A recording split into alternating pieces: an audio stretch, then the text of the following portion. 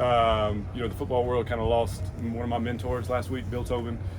Just wanted to tell his family I love him. Bill's been an instrumental part of my life. I would not be here without him and his family.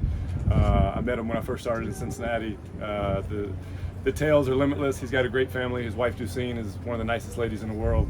Son, Duke, is like a brother to me, and all his other family. So just wanted to let them know I was thinking about him, and I'll answer any questions you guys got. Sorry for your loss. Oh, we're good. We're good. Again, he would be pissed off if I brought it up. But I love him. I love his family, and just wanted to let him know I was thinking about him. Go ahead. What have you seen from the defense since we last spoke to you a couple weeks ago? Yeah, there's been goods and bads. I think the spring is very much that way. When you go versus the offense, you're either the best in the world or you stink. So consistency is what we're striving for. We talked about when I first met you guys, laying a foundation and building from there. I think we've done a good job with that. There's pros and cons to going slow. I recognize that, but that's where our mindset is. I'm very proud of the effort that we're seeing every day. I know that's kind of a statement you shouldn't have to make, but the guys are running to the ball. That's a key coaching point here, and execution has been good. So once we get this first floor set, then we'll put the second, the third, and the fourth, but we won't go any higher until we got our foundation set. You said when you came in here, you were going to take some time, kind of assess what you had to work with, Yeah. and then put a scheme together. Yep. How has that process gone, and what have you seen from what you have? I think we got some guys that can rush the passer. I think we got some guys that can cover. We got a post agent and go red line to red line, so we'll kind of build from there. Obviously, this is 2024, so people come and people go, and that's our job as coaches to coach the team we have. So to look at us, see who the playmakers are, who are the guys that we need to get shots, those guys that can blitz, those guys that can rush, and let them impact the game. I think we've all been a part of something where where the ball is going to go, and it's like, well, hey, why didn't I just cover that guy? So we'll try to do the easy stuff first and then grow from there. It was one of the worst rushing defenses in the country last year. How big of a focus has that been for you to improve upon that, and how have you gone about it? Yeah, even taking last year out of it, you got to stop the run. Like all the fun stuff you want to do on third down and the exotics and all that stuff that everybody, makes a bunch of money speaking at Glacier clinics on. It doesn't matter if it's 2nd and 3, 3rd and 1, right? So we got to win early downs. Our job is to get them to 2nd and 7 or more, so we can get them to get back on track. So then we can go have fun. So there's a all 11 mindset. Everybody's got a little dirt in their job. You might be a corner that's got a tackle. You might be a nickel, a safety. If you're a 3 technique, you might have to take on a double team. But as long as we have that tribe mentality and we're pushing forward, then we'll get to where we want to get to.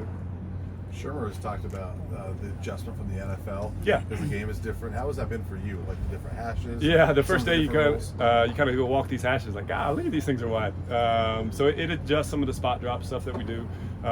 Football's football, right? So it's still 11 on 11. I try not to make too much out of it. But yeah, there are some things from a schematic standpoint that if we are going to play a vision and break defense that we got to be a little bit wider because that's how it is here.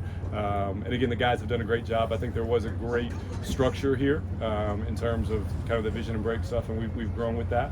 But it's really all on the players. It's our job to put them in position to be successful. And once we do that, I think we'll like the results. Coach, just having played and coached the position, what have you seen from Cam and Shiloh so far?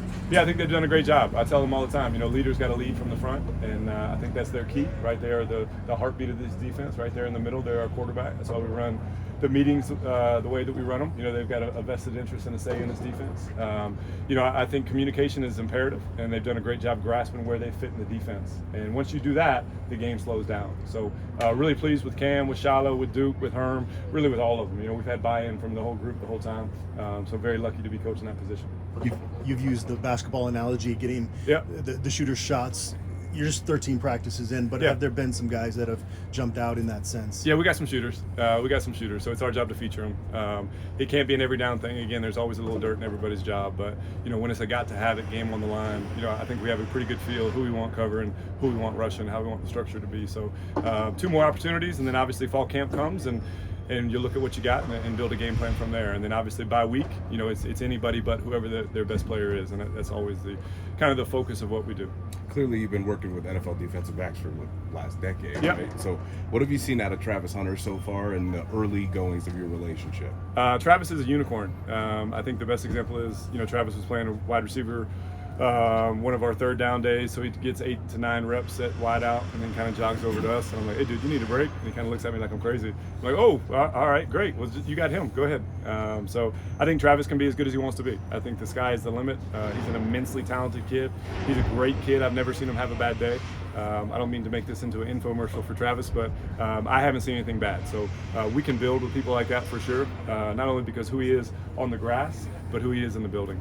Means a lot to me, means a lot to us, and I'm glad he plays for us. Coach, Shiloh told us last week that you kind of have him modeling his game a little bit after Jesse Bates. What kind of similarities do you see between those two players, and how do you kind of envision him kind of being able to emulate parts of Jesse's game? Yeah, I mean that's a great role model. I think, especially every Tuesday when he gets a check. But Jess is the best. Jess came to me as a 20-year-old kid, ability to go kind of red line to red line. Jess was not that big his rookie year. I almost said freshman. I'm getting indoctrinated in college, and his ability to play the deep part of the field was rare, and that's why he is who he is. So with Shiloh, that's something we strive on. I think nowadays kids like watching people they can be like. So there's some examples that way with Jesse, with Justin Simmons, with those guys who play in the post and can go get the ball for sure. Coach, you have obviously you've lost some guys in the portal. Yep. You're going to get some guys in the portal. Yep. What's that process like as far as getting them involved? Is it sort of similar to NFL when you're bringing in draft picks and free agents, things like that? Yeah, I think for me, the way my brain works is I have to put in buckets. So this is a combination of phase 2 of free agency and then top 30 college visits. So people will come, people will go. I transferred, so I'm not going to be a hypocrite and say like, hey, stick it out, because I left. Right, it is what it is. I wasn't good enough to play at Western Michigan, so I transferred to William & Mary.